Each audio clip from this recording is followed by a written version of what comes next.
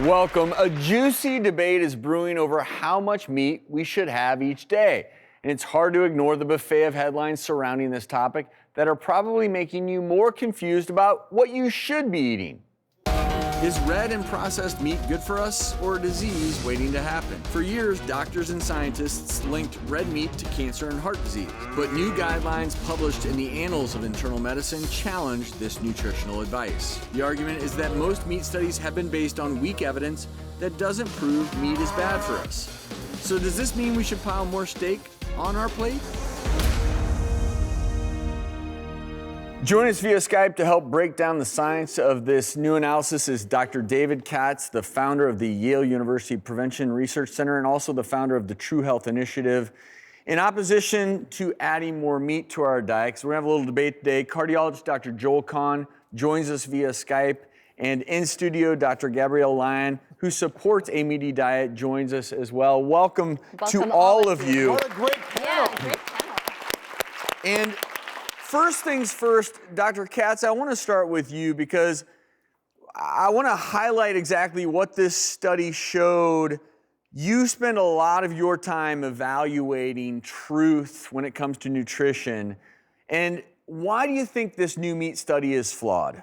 These researchers did systematic reviews, so they reviewed prior evidence.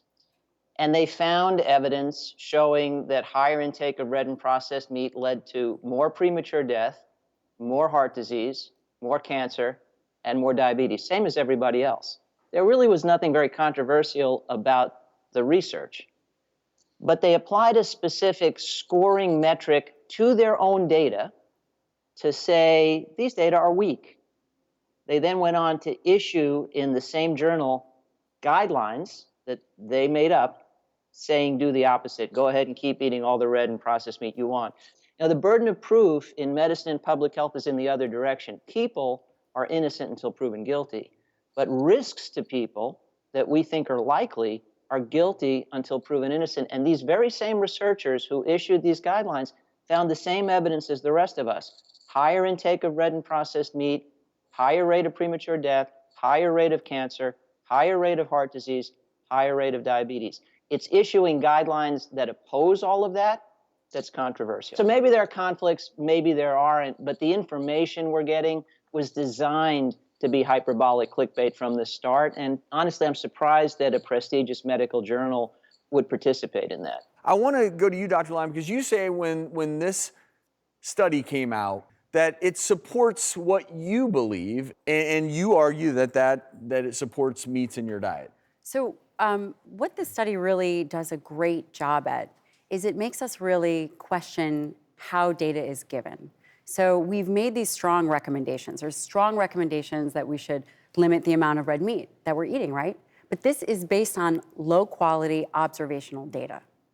And we cannot make strong health recommendations based on low quality evidence. As a physician, in my clinical practice, I see those individuals who have red meat in their diet do the best. Can you elaborate a little bit on that in terms of how much meat you're seeing and how much processed meat that Absolutely, you're seeing patients I do can. well? So in my clinical practice, my patients eat a minimum of 90 grams of protein a day.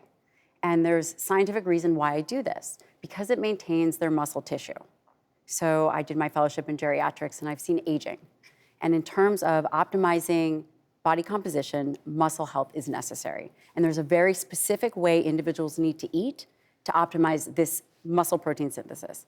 And that is based on the amino acid profile. And the amino acids are different in animal products than they are in plants. That's not accurate.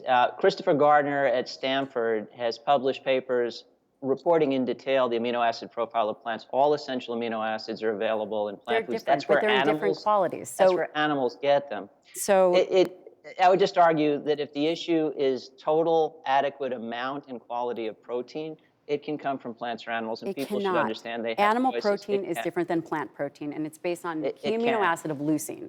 So we know leucine is an amino acid, and it takes 2.5 It's grams available to in stimulate muscle protein synthesis. You would have It to can be eat derived 6 from cups of plants. quinoa to equal 1 small chicken breast.